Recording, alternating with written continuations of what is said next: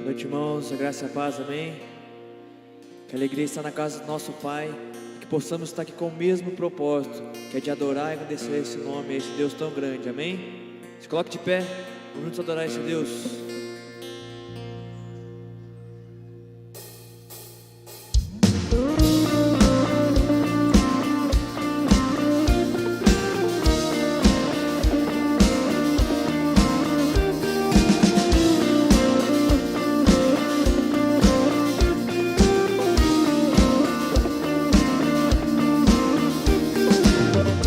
Quebra o jugo do meu pecado, é tão mais forte, é o meu amado, o Rei da Glória, o grande Rei dos Reis.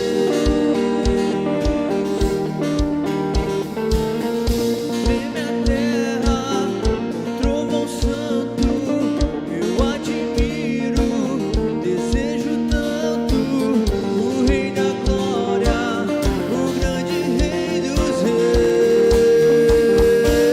Oh, que tremenda graça, oh, que infalível amor, tomou o meu lugar, a minha cruz levou. Você deu sua vida, me estou liberto, oh, Jesus, eu canto pelo que fez por mim.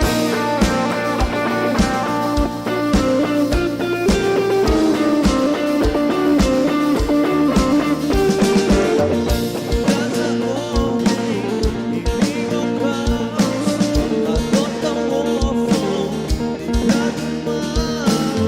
O Rei da Glória, o Rei da Glória, governa o mundo com sua justiça.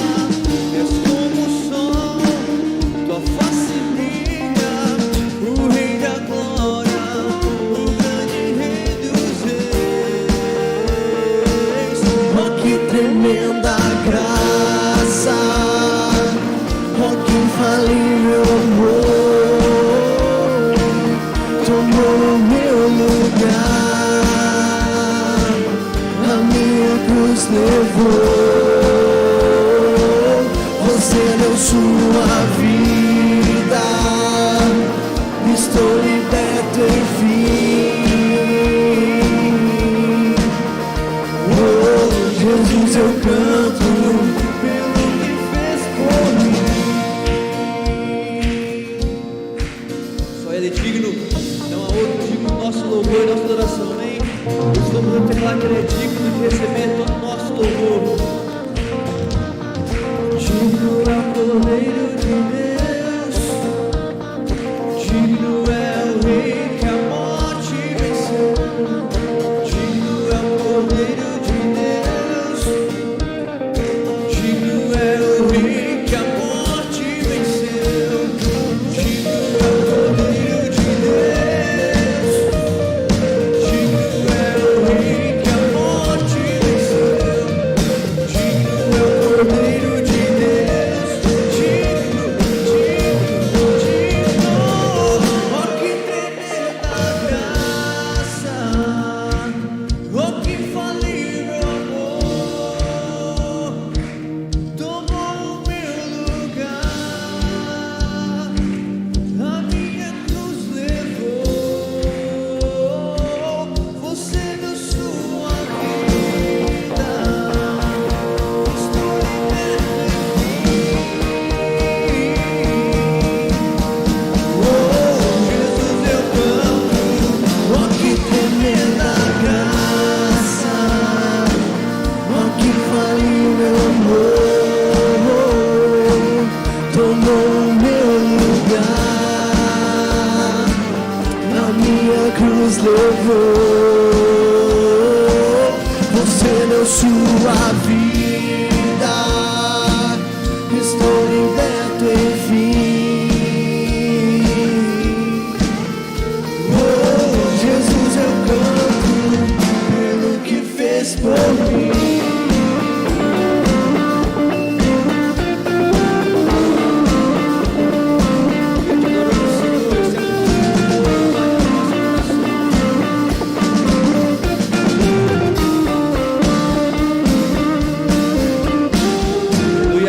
Deus, aí toda a honra, toda a glória. Glória a Deus, aleluia. A graça e a paz do Senhor Jesus, queridos. Que bom estarmos juntos nessa noite para adorar a Jesus. Hoje tão especial, não é verdade, queridos? Já louvou o Senhor Jesus pela chuva que caiu sobre a terra? Que bênção, que refrigério, queridos.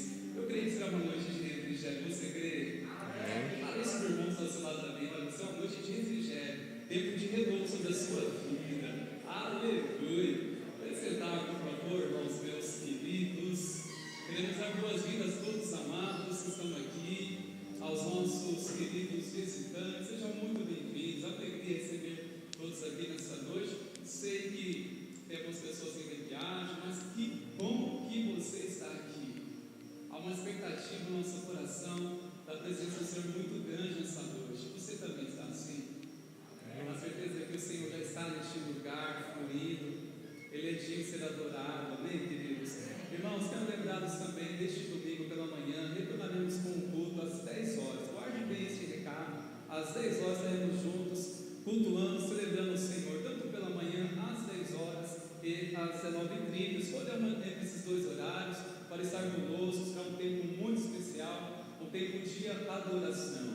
Queremos também chamá-los, queridos, para estarem conosco. Do dia 10 ao dia 21, nós estaremos numa campanha muito especial, 12 dias de sementes para 12 meses de colheita. Será um tempo de oração, de intercessão, mas eu chamo você para não perder o horário. Nós vamos dar início às 20 horas. Será um tempo assim muito intenso, ainda que seja bem objetivo aqui. Passaremos um tempo de oração, um tempo de palavra, de louvor.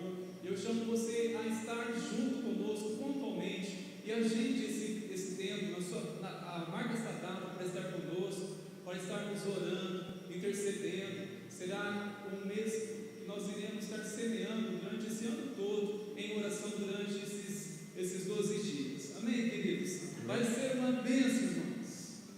Tudo aquilo que é semeado no reino, saiba que gera frutos. Tudo que semeia no reino, queridos. Nós queremos também nessa hora passarmos por um tempo muito especial, de que nós vamos continuar adorando o Senhor com os nossos dízimos, também com as nossas ofertas. Um texto muito especial que se encontra em Provérbios 13, verso 9 ao 10, diz: honra o Senhor com todos os seus recursos e com os primeiros frutos de todas as suas plantações. Preste atenção, queridos. A palavra está dizendo: honra o Senhor com todos os seus recursos e com as suas primícias, ou os primeiros frutos. Honrar o Senhor e dar Ele a primeira parte. Nós estamos iniciando um ano, e você que esteve aqui domingo, você foi desafiado pela palavra, que nós precisamos inclinar o nosso coração para a presença de Deus. Eu quero encorajar você a manter o seu coração íntegro, o coração fiel. Quando nós ofertamos a primeira parte ao Senhor, é como se nós estivéssemos dando a primeira parte do bolo. Não é isso que nós fazemos? Ou pelo menos a gente vê em muitos momentos assim.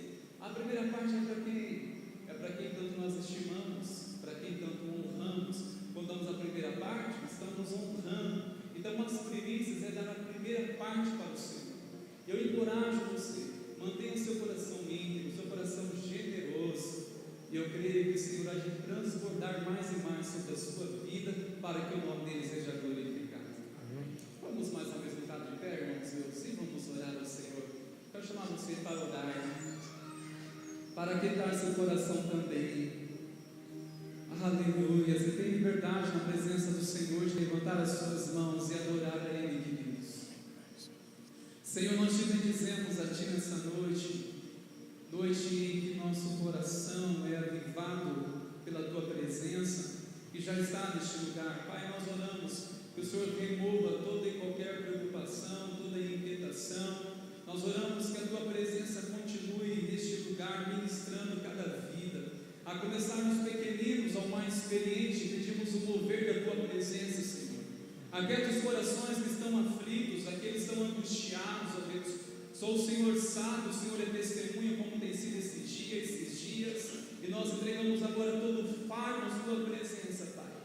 E oramos no nome de Jesus que Teu refrigério venha. Nós queremos adorar o Senhor com alegria. alegria. Queremos adorar ao Senhor com liberdade. Na medida que o Senhor vem, a tua presença vem fluindo, Senhor, que possamos verdadeiramente levantar as nossas mãos e exaltar ao Senhor que vive para todos sempre. Ser adorado neste lugar, Senhor, no nome de Jesus. Amém, Senhor. Vamos continuar louvando ao Senhor, queridos.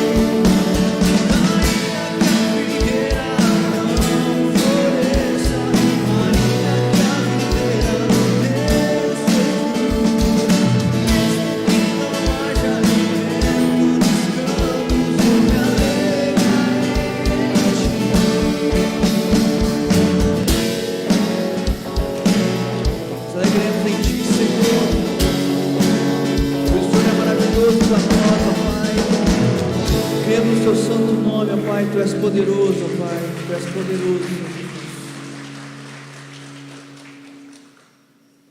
Essa canção diz que ainda que a figueira não floresça, ainda que não haja fruto, você ainda vai louvar ao Senhor. E por isso iremos dizer agora que Deus é Deus. Estamos aqui para adorar um Deus que é, e não aquele que está só estamos aqui para louvar a Deus, não porque Ele nos dá coisas, dá bênçãos, dá bens materiais, dá uma boa família, mas sim porque Ele é grande, Ele é maravilhoso, está sempre presente do nosso lado, amém?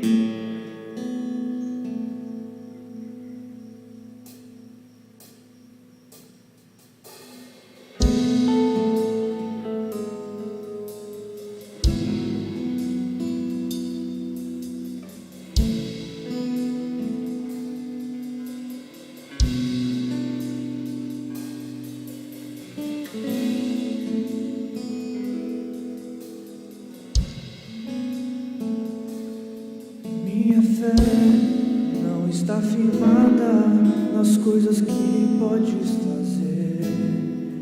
Eu aprendi a te adorar pelo que és. Dele vem o sim, o amém, somente dele, mais ninguém. A Deus seja o louvor. Deus fizer, Ele é Deus. Se não fizer, Ele é Deus. Se a porta abrir, Ele é Deus.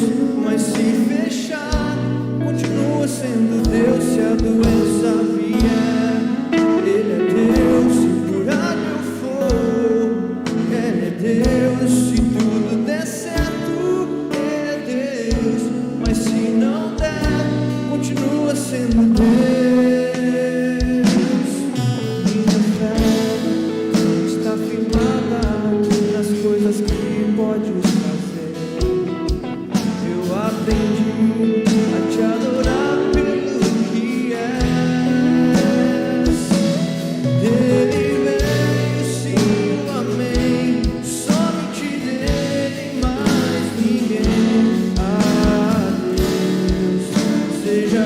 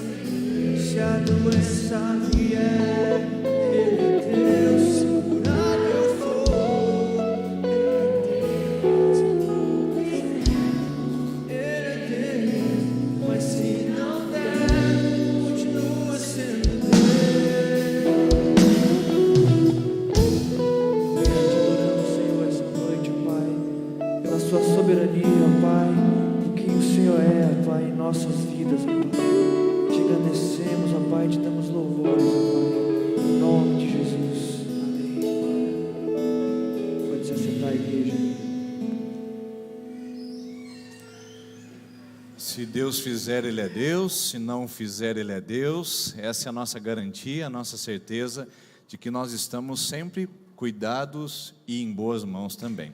Hoje nós vamos conversar sobre esse tema que traz para mim grande expectativa, que está inclusive alinhado com a palavra expectativa e esperança. O segredo da esperança, o segredo da verdadeira esperança. Porque na verdade o mundo oferece muitas esperanças, a questão é a verdadeira, a real, a legítima, que não pode ser enganada e não é fruto de ilusão. A gente está num momento muito interessante do ano, né? A gente percebe que as pessoas elas estão com uma disposição mental diferente, até mesmo uma disposição emocional.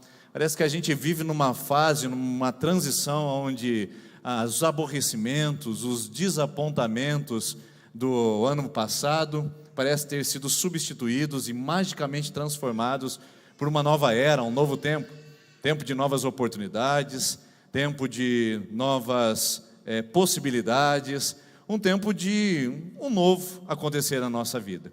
Parece que o velho e o novo estão numa rota de colisão, onde o novo vai simplesmente e magicamente cobrir, transformar e apagar o velho. É aí que a gente entra com aquela grande expectativa, que muitos acabam chamando de esperança, e que não tem nada a ver com essa palavra. Elas dizem, eu espero que esse ano seja diferente, eu tenho a esperança de que as coisas mudarão, eu tenho esperança de que algo de novo vai acontecer, quando na verdade está confundindo essa palavra com pensamento positivo, otimismo, um pensamento desejável, quando na verdade é apenas uma expectativa, um entusiasmo, uma euforia, mas não é esperança. Por que não é esperança, pastor? Porque geralmente essa expectativa lançada, ou essa ânsia de algo novo acontecer, e de um novo tempo vir, geralmente ele não perdura mais do que 15 dias, 30 dias, às vezes ele não passa das férias do começo do ano.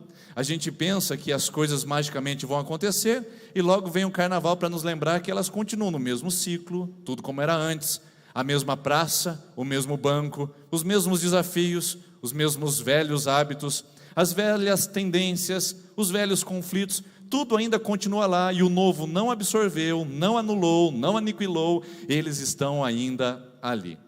E como então fazer para poder passar esse ano e os outros adiante, e até que Jesus volte, com uma esperança que não seja mero otimismo, com uma esperança que não seja pensamento positivo, com uma esperança que seja real, legítima, verdadeira?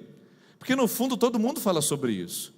Todos nós temos a sensação de que alguma coisa está quebrada, alguma coisa está em desordem, alguma coisa está bagunçada e precisa ser organizada e precisa encontrar os rumos novamente. Então a gente diz, eu tenho esperança que... O que você colocou no seu coração para esse ano? Eu tenho esperança que... Porque você sabe que está quebrado, desarrumado, desorganizado, caótico e precisa ser consertado. Agora, essa esperança é fundante? É uma esperança firme, sólida, ou é uma esperança passageira que não pode ser chamada de esperança? Aí sim você pode dar um nome de euforia, entusiasmo, otimismo e até pensamento positivo, mas não é esperança. Eu escolhi um texto essa noite para compartilhar com você sobre a verdadeira esperança, que está na primeira carta de Pedro. Pedro é um dos discípulos de Jesus, que depois que Jesus morreu, ele assume uma grande e importante liderança na igreja primitiva. Ele é um dos nomes mais solicitados, um dos nomes mais destacados nas Escrituras após a morte e ressurreição de Jesus. E Pedro tem uma responsabilidade de cuidar de algumas igrejas, inclusive de judeus, que haviam se convertido ao cristianismo e que agora estavam sofrendo uma grande, intensa e terrível perseguição. O que acontecia? Um judeu praticava a fé judaica, convivia com o templo judaico, lidava com pessoas judaicas, e de repente ele dizia, não, eu não sou mais judeu, agora eu sou cristão. Isso trazia imediatamente com todo tipo de hostilidade com seus parentes, amigos, vizinhança. O que aconteceu? O Império Romano e também a própria classe de fariseus, saduceus, a classe religiosa judaica, começaram a perseguir os cristãos. E em especial os judeus convertidos ao cristianismo, na tentativa de abafar, na tentativa de sufocar essa nova crença que estava surgindo e tomando vários lugares e setores da sociedade da época. Então, Uma perseguição que levava as pessoas à morte, que torturava, que crucificava, que colocava neles betume e jogava fogo para eles iluminarem as praças durante a noite. Era esse tipo de perseguição que muitos cristãos estavam sofrendo, especialmente judeus convertidos ao cristianismo. Pedro escreve aos judeus que tiveram que deixar apressadamente suas casas, suas famílias, suas propriedades, seu trabalho, seu conforto, sua parentela. Do dia para a noite, alguém bateu a porta e disse: corram, fujam, salvem a sua vida, porque virão matar todos aqueles judeus que são convertidos ao cristianismo. E de repente eles estão em terras longes, distantes, falando uma língua diferente, vivendo numa cultura diferente, construindo uma nova vida, partindo do zero. Agora você consegue imaginar o nível de pressão, o nível de desconforto, o nível de ansiedade, de incerteza, de insegurança que essas pessoas estavam passando? Vamos lá de novo: sem casa, sem trabalho, longe do seu território, distante da sua língua, longe do seu conforto, longe de suas propriedades, longe da sua parentela. Eles agora têm que conviver com uma única coisa: eles creem em Jesus. Foi tirado tudo deles, só uma coisa ficou: eles confessam Jesus como Salvador do mundo. E isso poderia ser suficiente para enfrentar tantas crises, tantas dificuldades, tantas dores, tantas ameaças. Parece que para eles foi, e tristemente, lamentavelmente, parece que para nós não é. Porque parece que nós podemos perder Jesus e todas as demais coisas a gente precisa acrescentar na nossa vida. Parece que nós invertemos a realidade. Parece que se a gente perder a Jesus e perder a fé, parece que o dano não é tão grande. A gente consegue superar a luta se a gente tiver dinheiro, se a gente estiver bem posicionado socialmente e se a gente tiver uma boa relação com pessoas. Tire Jesus e eu consigo sobreviver na vida. Agora, tire as outras coisas da minha vida e deixa só Jesus, eu acho que eu não vou conseguir sobreviver. Esta é a mensagem do mundo atual. Não era para a igreja primitiva. Não era para esses primeiros discípulos que tiveram que enfrentar a perda de todas as coisas e ficarem só com uma coisa fundamental e essencial para eles. Por isso que Pedro, olhando para essa igreja, olhando para esse povo sofrido, machucado, ferido, privado de tantas coisas, Pedro resolve escrever a eles a carta que é chamada Carta de Pedro. Então, quando você for ler essa noite, você abrir essa carta lá no final da sua Bíblia, você vai ler com a perspectiva seguinte: eles estão longe, estão sendo machucados, feridos, ameaçados, estão sendo privados de muitas coisas, e o pastor Pedro resolve escrever para eles, para dar uma palavra de encorajamento, uma palavra de inspiração, para eles continuarem firmes na fé que eles possuíam e não renunciá-la diante das coisas que estavam acontecendo ao seu redor, aflições, dores e lutas. E ele escolhe especificamente algumas palavras. Veja só: bendito seja o Deus, Pai de nosso Senhor Jesus Cristo, que segundo a sua grande misericórdia, nos regenerou para uma viva esperança, mediante a ressurreição de Jesus Cristo dentre os mortos. Escolhendo cuidadosamente as palavras para encorajar uma igreja ameaçada, ele diz: eu quero que vocês fiquem com uma coisa só, que o que vocês têm ninguém mais possui. O que vocês possuem é o necessário, fundamental e o essencial. Vocês têm uma esperança viva. Não é um pensamento positivo, não é o otimismo de que as coisas vão ficar bem, não é aquela sensação de que eu espero as coisas se ajustarem e no final das contas tudo vai dar certo. Você conhece gente assim? Gente que olha para você e fala assim: não se preocupe, no final tudo dá certo. Aí você diz: nossa, aquela pessoa tem uma grande esperança. Não, ela é passiva, ela tem uma grande passividade, ela tem um grande otimismo. Porque esperança não é, no final tudo dá certo. Esperança é conseguir antecipar o final para agora. Então a palavra esperança é a seguinte, dentro do vocabulário da gramática da língua portuguesa, dentro da ideia do conceito, é o seguinte: esperança é uma expectativa firme de que as coisas ficarão bem. Isto é o que o nosso português diz, uma expectativa firme de que as coisas, uma expectativa confiante de que as coisas ficarão bem. Mas essa não é a esperança da Bíblia. Essa não é a esperança que é apresentada nas Escrituras. não é uma expectativa num futuro, a esperança não é um tempo, a esperança não é uma leve tentativa de trazer as coisas e dizer, não, no final tudo vai dar certo. Não é uma proposta. A esperança bíblica é uma pessoa. Não é um tempo que vai chegar. Não é uma circunstância que vai mudar. Não é algo que vai acontecer na sua vida e você vai dizer, um dia quando isso chegar. Não, esperança é uma pessoa, e é isso que é diferente do que o mundo oferece. Por que as nossas expectativas de começo de ano não permanecem após o carnaval? Porque elas não têm força, não têm fonte e não têm fundamento. Jesus é a fonte da esperança. Por isso que qualquer coisa que a gente se agarra nesse mundo é insuficiente, minha gente. Qualquer coisa que a gente se apega nessa terra não diz respeito ao nosso coração e nem conversa com a nossa alma. A gente vai lá, compra e adquire, e a nossa alma grita por socorro. A gente vai lá, deita e faz, e a nossa alma grita por socorro. A gente vai lá e absorve e conduz, e a nossa alma continua implorando por socorro. Porque não é uma esperança pessoa, é uma esperança circunstância, é uma esperança objeto, é uma esperança coisa, é uma esperança tempo. Por isso que a gente tem que remover esse misticismo, esse imaginário popular de que virar o calendário do ano traz para nós novas possibilidades. Não traz, não traz.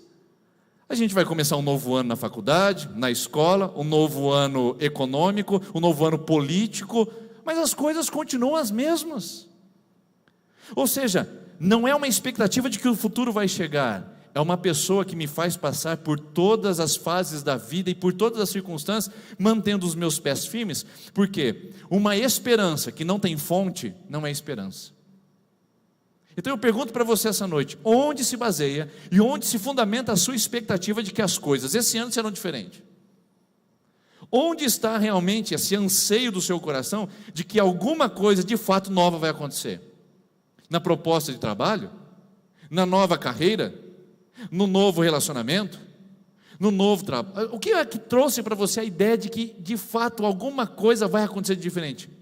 Eu posso garantir que se a esperança não estiver fundada e com a fonte em Jesus, ela vai passar, ela não vai sustentar e ela não vai permanecer. Por isso que Pedro escolhe essa palavra dizendo, olha, vocês não têm mais nada, vocês não têm mais nada para se agarrar, mas o que vocês têm é fundamental, o que vocês têm é o essencial. Existe uma mulher chamada Elisabeth Elliot, ela foi esposa do grande missionário Tim Elliot, que ele acabou morrendo numa viagem missionária no Equador. Quando ele desceu de avião e foi saudar os indígenas daquele lugar, eles entenderam como inimigos e ameaças e acabaram matando todo aquele grupo de 4 missionários ali no Equador, e foi uma grande tragédia, mas logo depois, algum tempo depois, toda essa tribo se rendeu a Jesus, e o sangue de Tim Elliot não foi derrubado lá por um acaso, não foi um martírio sem necessidade. Essa mulher chamada Elisabeth Elliot, ela escreveu um livro chamado O Porquê do Sofrimento.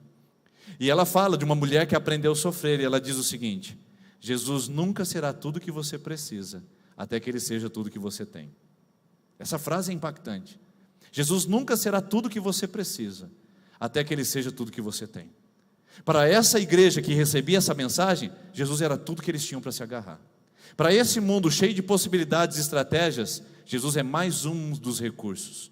Quando na verdade a Bíblia continua nos chamando à consciência e à sensatez de que não, todas as demais coisas são otimismo, são pensamentos de positividade. Jesus é a esperança verdadeira, porque Ele é a fonte. Passam tempos, circunstâncias, pessoas, coisas vêm, coisas vão, dinheiro chega, dinheiro vai, e Jesus continua sustentando a nossa vida para sempre. É ali que está a verdadeira fonte. Você já percebeu pessoas que conseguem permanecer, mesmo que tudo lhe seja tirado? Porque a fonte está em Jesus. Consegue ver pessoas que mesmo que tenham tudo, ainda são estáveis, desequilibradas, ainda são deprimidas na alma? É porque elas não têm a verdadeira fonte. Esse é o fato, esse é o ponto. Aqui está o que a gente quer atacar essa noite: esperança viva. Não uma esperança passageira, não uma esperança momentânea, não uma esperança emocional, uma esperança que é desenvolvida em Cristo e através dele. E essa esperança, que chega em nós é o segredo para a gente viver bem. A esperança é Jesus, não esperança circunstância nem calendário, a esperança é Jesus. E quando essa esperança chega, ela faz em nós algumas coisas. Quer ver que interessante? O próprio texto vai aparecer para você agora como uma luz brilhando. Você vai dizer, como assim? Estava aí, eu não percebia. Esperança para nós está nesse texto, dizendo, segundo sua grande misericórdia, nos regenerou para uma viva esperança. A esperança em Jesus, ela traz para nós uma sensação de segurança, mesmo em tempos incertos. Ela traz para nós uma firmeza, mesmo em condições de total vulnerabilidade, no seguinte termo, preste bem atenção nisso aqui. Olha só, esperança em relação ao nosso passado. Pedro olha para aquela igreja perseguida e diz o seguinte: vocês não precisam se preocupar, porque a esperança que vocês têm liberta vocês em relação ao seu passado. A esperança que vocês têm traz para vocês uma liberdade em relação a quem vocês foram. Entre esse grupo de pessoas haviam cobradores de impostos, meretrizes, haviam pessoas que não eram da alta sociedade, haviam pessoas que eram da alta sociedade totalmente corruptas, existia todo tipo de pessoa. E Pedro escreve dizendo o seguinte: vocês podem ficar tranquilos e garantidos nessa esperança, porque essa esperança trabalhou no passado de vocês. Preste bem atenção. Eu não sei quanto a você, eu não tenho essa certeza, não sei exatamente o estado emocional do seu coração essa noite, eu não sei exatamente como você se encontra nesse lugar, mas talvez você esteja com a sensação de que o seu passado ainda te aprisiona. Talvez você ainda esteja convivendo com a ideia daqueles retratos e imagens de que você bagunçou tudo, fez o que não deveria, falou o que não deveria, realizou o que deveria ter evitado. E hoje você tem que lidar constantemente com a figura do pecado, a figura do erro, a figura do equívoco e a figura constante do arrependimento, dizendo: por que, Senhor? Talvez essa noite eu falo a muitas pessoas que estão sendo escravizadas, literalmente, pelo seu passado. Gente que foi alguma coisa, e foi triste o que foi. Gente que fez alguma coisa, e foi triste o que fez. Gente que deixou de fazer alguma coisa, e foi extremamente triste a omissão de ter feito aquilo. Por isso talvez você esteja olhando para o seu passado totalmente aprisionado. E eu preciso te lembrar, o novo ano não apaga passado. O novo ano não reedita passado. Ele não anula os efeitos do passado na nossa vida. Somente há alguém, há uma pessoa que tem poder sobre o nosso passado, Jesus Cristo. E Pedro diz à igreja o seguinte: vocês foram regenerados. O que significa a palavra regenerados? Vocês foram transformados, vocês foram mudados, vocês são uma nova criatura. Por isso que o passado não pode aprisionar mais a gente, pessoal. O passado não pode escravizar, a gente não pode ficar mais preso nele. Porque você vai concordar comigo que quanto mais você pensa no seu passado, onde você bagunçou tudo, errou o alvo, cometeu grandes desastres, quanto mais você pensa no seu passado, mais você se aprisiona num lugar de desesperança, não é verdade? Você está lá e de repente o seu pensamento voa para o passado, pronto, aí a esperança foi roubada da sua alma. Você está lá e de repente o seu passado é colocado diante dos seus olhos. Conhece aquela história? Eu sei o que você fez no verão passado. O diabo adora isso. Pessoas adoram isso. Cônjuges adoram fazer isso. Embora tenham acabado de sair de um aconselhamento pastoral, se perdoando, eles adoram olhar um para o outro e dizer: mas eu lembro o que você fez. Esse não é o nosso Deus. Deus não espera mudar o calendário para mudar a sua vida. Deus não espera virar a folhinha para transformar o seu passado. Deus não espera alguma novidade chegar na sua vida para começar algo novo em você. Deus não está sujeito à cronologia. Deus não está sujeito a queimas de fogos de artifício para mostrar: adeus ano velho, feliz ano novo, adeus homem velho, feliz homem novo. Não, Deus, Ele quer trabalhar em você agora, para mostrar que o seu passado foi redimido e você pode viver em liberdade dEle. Ninguém mais pode te condenar, porque a palavra de Deus diz em 2 Coríntios 5,17 que aquele que está em Jesus é o quê? Adeus homem velho, feliz homem novo. que tudo se realize no homem que já nasceu. Que nasceu aonde? Não dos fogos de artifício, não das fotos de começo de um ano, mas que nasceu de Jesus, seja em janeiro, julho, dezembro, seja no dia 25 de março. Onde foi o dia que você encontrou Jesus? Um novo homem nasceu, uma nova oportunidade começou, um novo tempo chegou, uma nova era se abriu para você. Não é um ano que traz coisas novas, é Jesus que faz tudo novo. E Jesus não espera calendários mudarem para Ele fazer algo novo. A palavra de Deus diz em Isaías 49:13 que o Senhor está fazendo nova todas as coisas. Quando é que Ele está fazendo? Hoje, amanhã, depois de amanhã, antes de ontem. Deus está trabalhando, trazendo novidade de vida. O caminho com Jesus é um caminho de novidade. Por isso que gente que fica parado no tempo, gente que vive vivendo o seu passado, que fica vivendo o seu passado, melhor dizendo, que vive o seu passado de uma maneira intensa, não cresce, envelhece, porque viver com Cristo é viver em novidade de vida, independente da estação, independente dos anos que estamos vivendo. Esse é o princípio. Deus te libertou, você não precisa ser escravo do seu passado, você não precisa ficar escravo daqueles velhos pensamentos, aquelas velhas crenças, aqueles velhos modelos que você recebeu de vida. Na minha família sempre foi assim. Todo ano é dessa maneira. Eu nunca posso, eu nunca tenho. Se liberte disso. Se liberte dos pecados que o diabo joga na sua cara, que as pessoas fazem questão de relembrar o seu coração. Se liberte, porque a palavra de Deus diz em Romanos 8:31 que não há mais condenação para aqueles que estão em Jesus Cristo. Ninguém mais pode te acusar, ninguém mais pode te condenar. Você está livre do seu passado. Você pode até estar vivendo as consequências do que você fez, mas você não precisa mais viver a vergonha dele, você não precisa mais ser escravo dele, você não precisa mais se dobrar ou se curvar a ele. Deus nos regenerou, Deus nos fez novo todos os dias. Por isso Deus está convidando você a ter uma esperança fixa e firme de que o seu passado não determina o seu presente e tampouco determinará o seu futuro. O seu passado foi redimido, foi transformado, foi absorvido não por um novo ano, foi absorvido pelo sangue de Cristo, que nos purifica de todo pecado. Isso é ano novo, isso é vida nova. Mas não somente isso, o Pedro escrevendo, escolhe bem as palavras, são palavras lindas e maravilhosas, eu só tenho algumas delas para falar aqui essa noite, e ele vai para o versículo seguinte, e ele diz no versículo de número 4, a seguinte palavra: Deus então nos regenerou, e temos uma esperança viva, para uma herança que não pode ser destruída, que não fica manchada, que não murcha, e que está reservada nos céus, não na terra, nos céus, para vocês que são guardados pelo poder de Deus, mediante a fé, para a salvação preparada para ser revelada nos últimos tempos, ou no último tempo. Então esse texto aqui aponta para um outro lugar.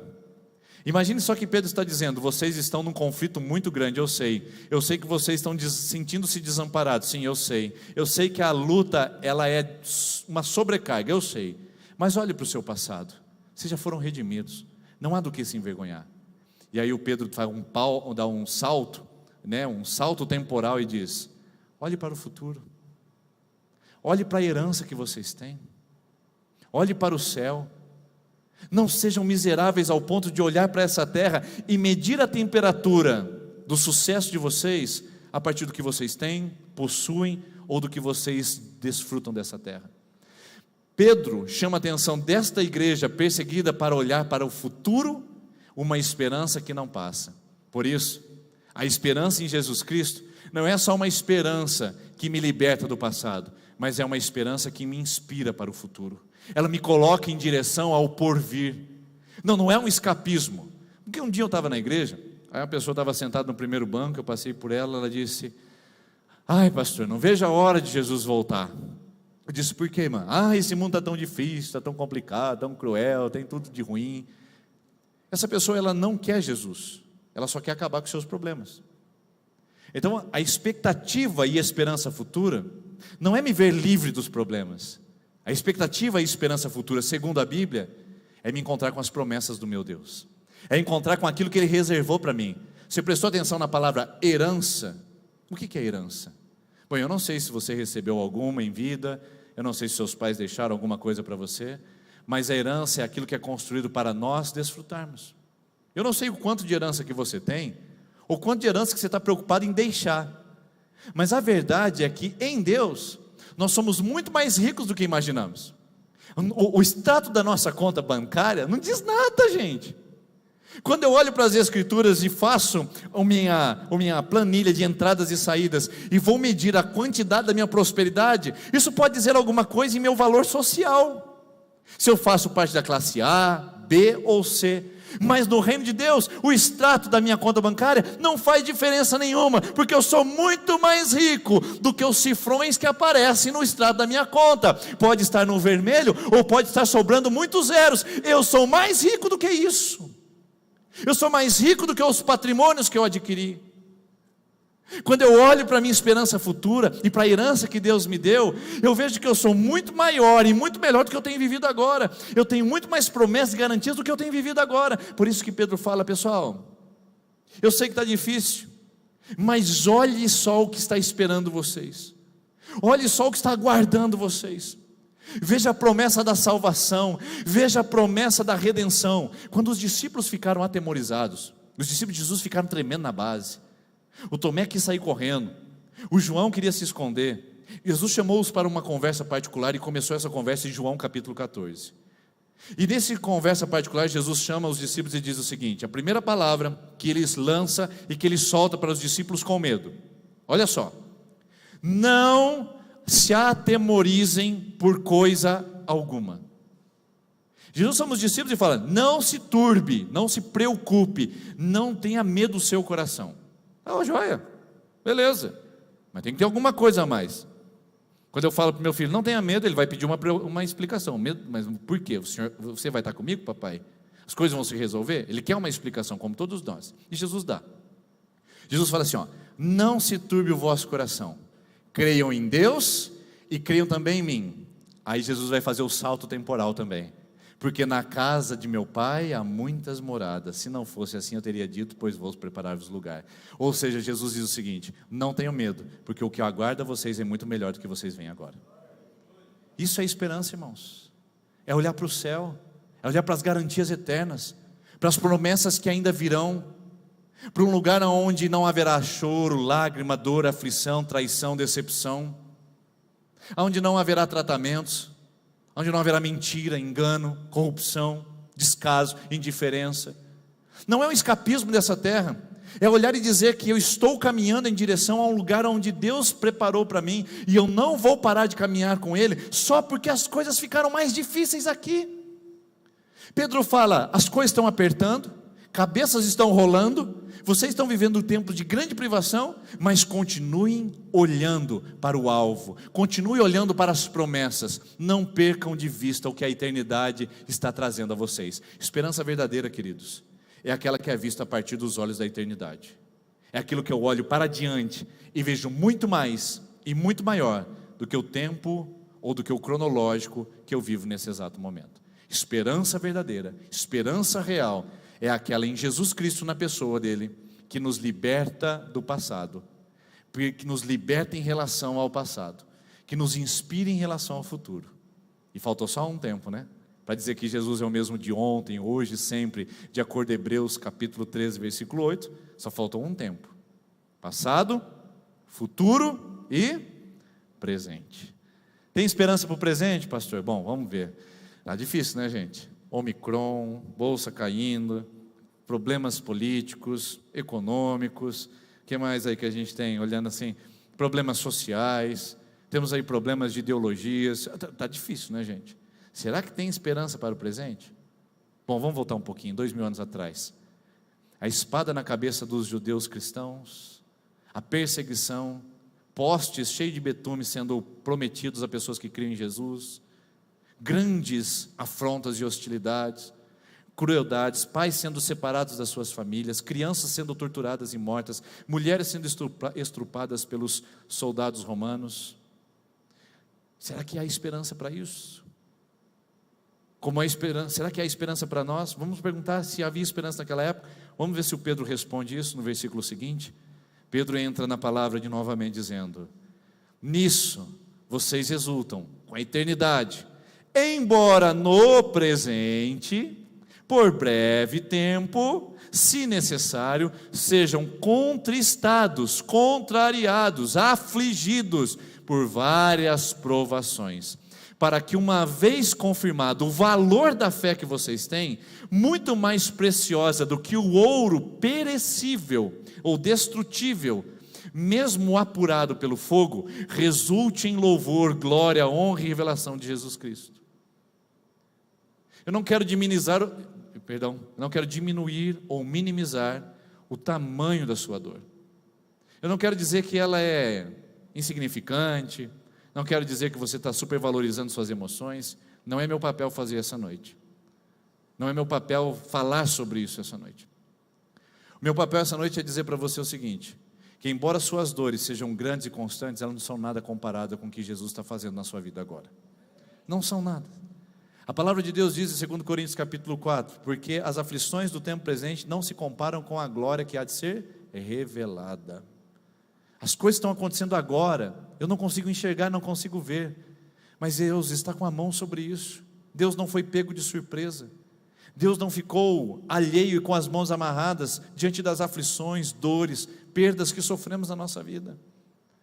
Nós entendemos que não podemos entender todo o propósito de Deus, mas podemos nos agarrar ao mínimo necessário, de que Deus está trabalhando em todas as coisas. Veja só que a palavra utilizada aqui é a palavra ouro. Vocês estão sendo purificados. Ele está comparando, é uma metáfora para dizer, assim como o ouro é purificado, vocês também estão sendo, mas vocês terão mais valor do que isso. Como é que purifica o ouro?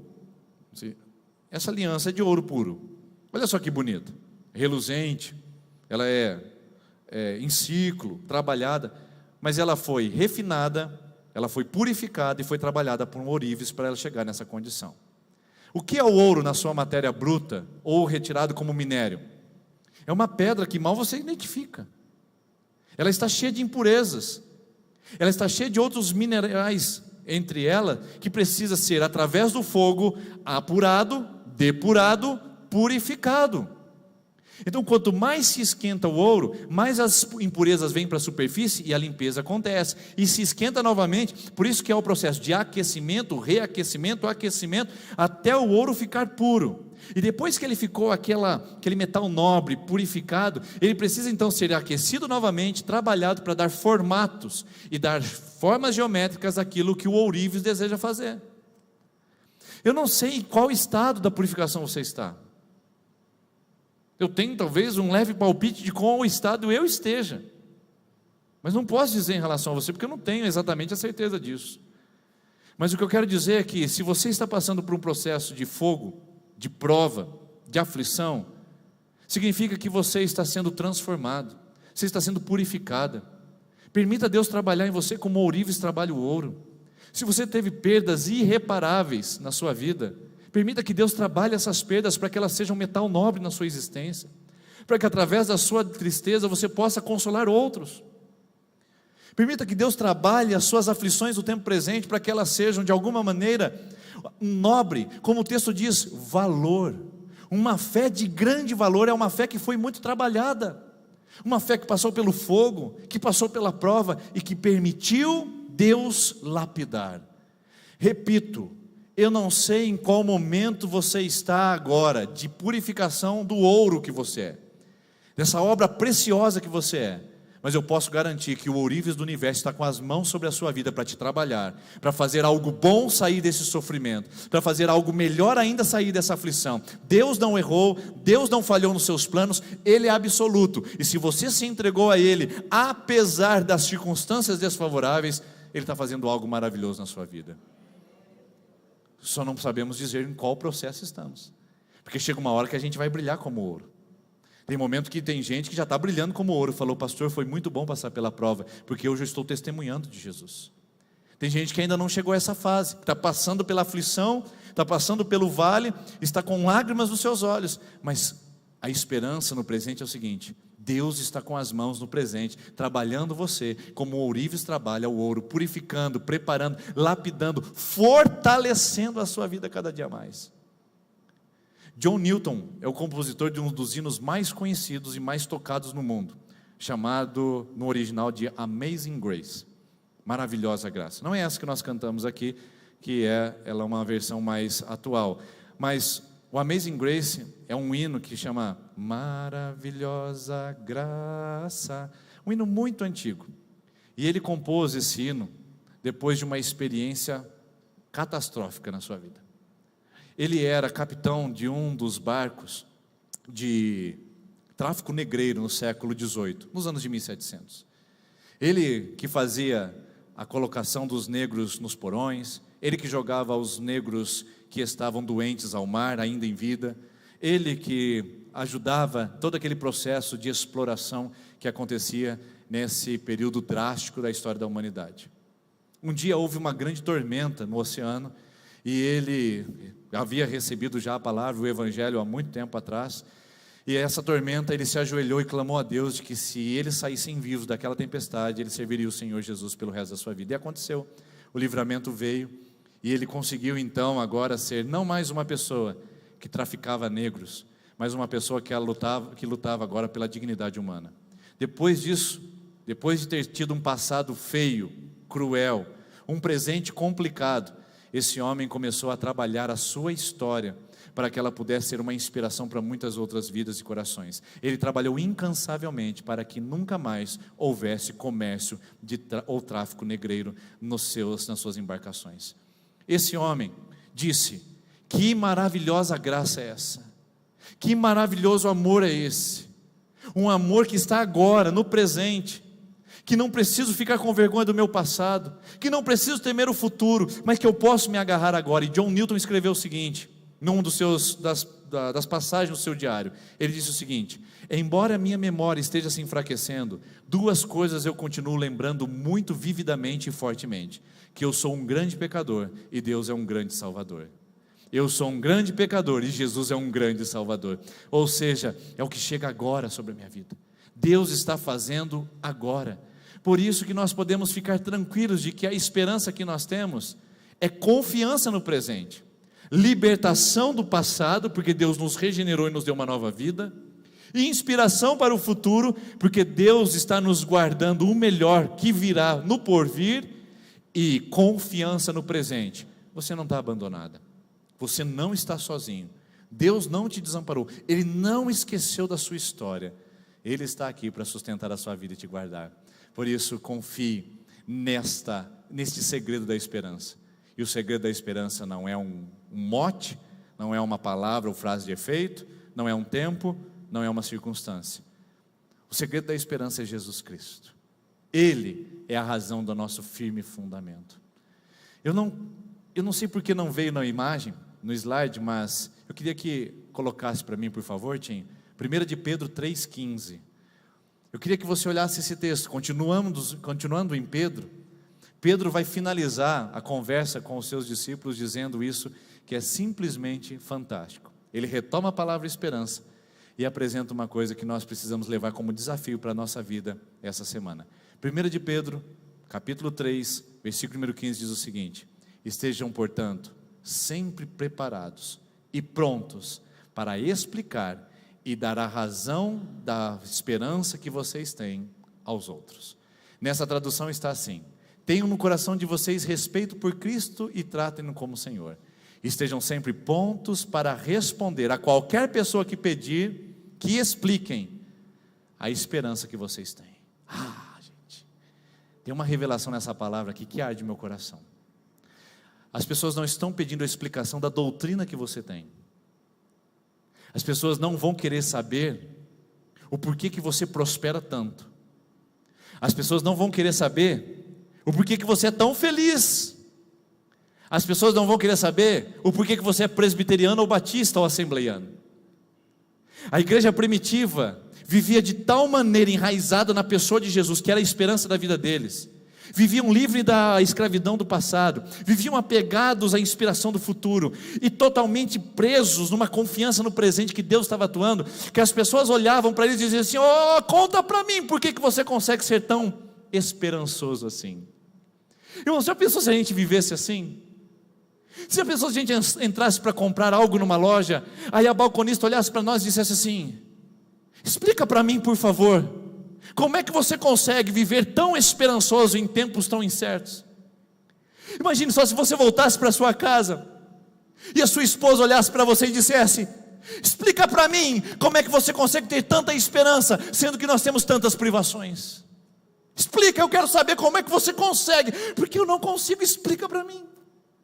Já pensou se os seus alunos olhassem para a sua aula, se os seus patrões olhassem para a sua administração, se os seus funcionários olhassem para a sua maneira de conduzir sua empresa? Imagine se as pessoas olhassem para a maneira como você vive a vida, de tal maneira que você inspirasse as pessoas, que elas dissessem: explica para mim como é que você tem essa esperança. Ah, irmãos, seria bem diferente. A gente não ia convencer pela força, a gente não ia convencer pela palavra oratória, pelo argumento, a gente ia convencer as pessoas pela esperança. Parece que deveria ser assim desde o princípio. Pedro olha para eles e diz o seguinte: depois de vocês entenderem o firme fundamento da esperança viva que vocês têm, a fonte que não acaba, as pessoas vão olhar para vocês e vão dizer: explique para mim como é que vocês vivem dessa maneira, sendo tão perseguidos, tão hostilizados, tão maltratados.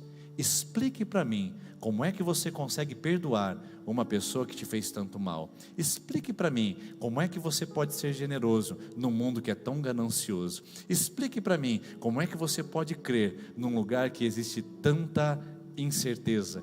Explique para mim como é que você pode ser estável num mundo que tem tanta instabilidade e desequilíbrio. Explique para mim. Aí é a sua oportunidade. Dizer que Jesus é o fundamento da sua esperança, e não as coisas, nem o tempo, nem as circunstâncias. Só Jesus, uma pessoa, é o fundamento e o segredo da nossa esperança.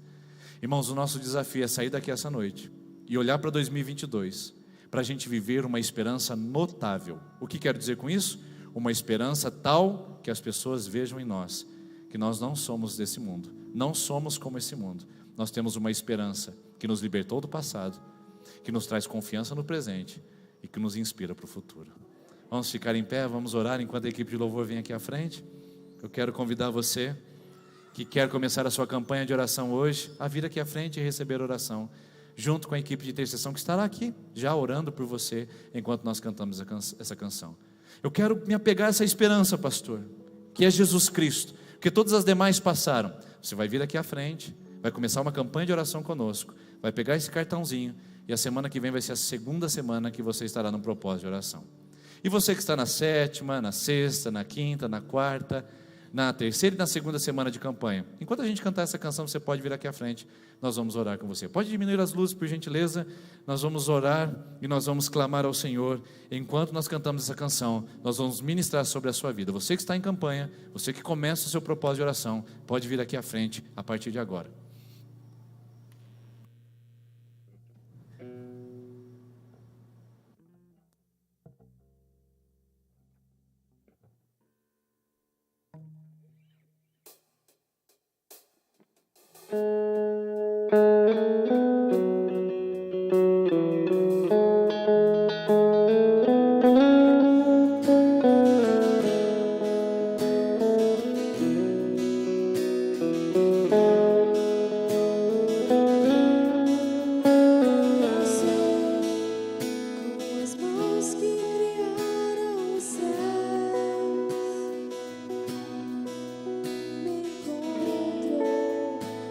Onde a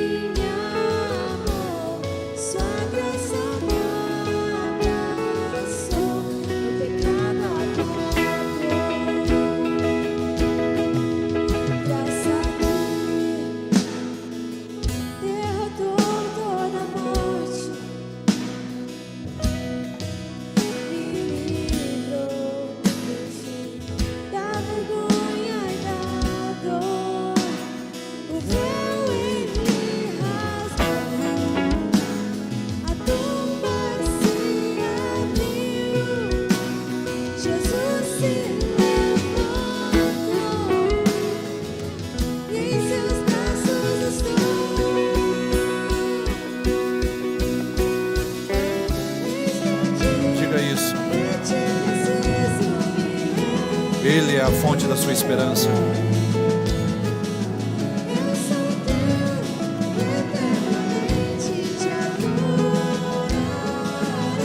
Sim, Jesus, nós estamos aqui. Estávamos destruídos, Jesus. Mas o Senhor nos trouxe para Ti. E hoje nós temos uma nova vida. Uma nova vida.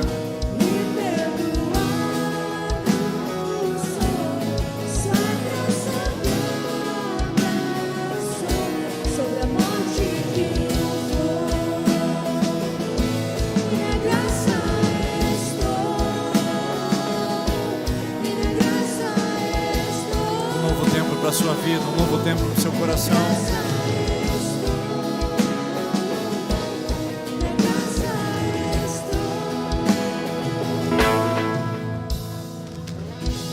Senhor Jesus, nós apresentamos a Ti essa noite o nosso coração. Senhor, nós colocamos um coração em pedaços, um coração judiado, maltratado pelas aflições da vida, coração humilhado. Ó Senhor, tem corações essa noite que se sentem envergonhados pelo que fez ou pelo que fizeram com Ele. Senhor Jesus, tem corações que se sentem maltratados, mas o Senhor, através da Sua palavra, diz: não, eu não te maltrato, eu não te renego, eu não te rejeito, eu te abraço e eu sou a esperança de um passado restaurado, eu sou a esperança de um passado transformado. Senhor Jesus, tem pessoas aqui que precisam de uma confiança para continuar pisando firme. Estão tentando se apegar em alguma coisa, estão tentando se agarrar em alguma coisa nesse mundo, mas esse mundo está em queda livre, esse mundo não tem nada para nos oferecer, Deus. Tem gente tentando olhar para o presente dizendo: não, agora vai dar certo, porque eu me apeguei a isso. Não, Deus, nós não nos apegamos a coisas, a tempos, a circunstâncias. Ensina esse coração que só um apego a Jesus Cristo, só um apego à pessoa do Salvador é que pode trazer confiança para pisar esse mundo presente, esse mundo momentâneo, onde nós vamos seguir com coragem e não com covardia. Oh Deus, tem pessoas que estão ansiosas, coração apertado, gente que está tendo síndrome de ansiedades, distúrbios de ansiedade, gente que não está dormindo bem, gente que está dependendo de medicamentos, gente que está tendo crises físicas por causa da preocupação com amanhã. Oh Deus, mostra para essas pessoas que o Senhor é o futuro. Não se turbe o seu coração, crê em Deus, porque a sua esperança está firme num Deus que não pode mentir e em promessas que não podem falhar. Pai, nós te agradecemos porque o Senhor é a nossa esperança.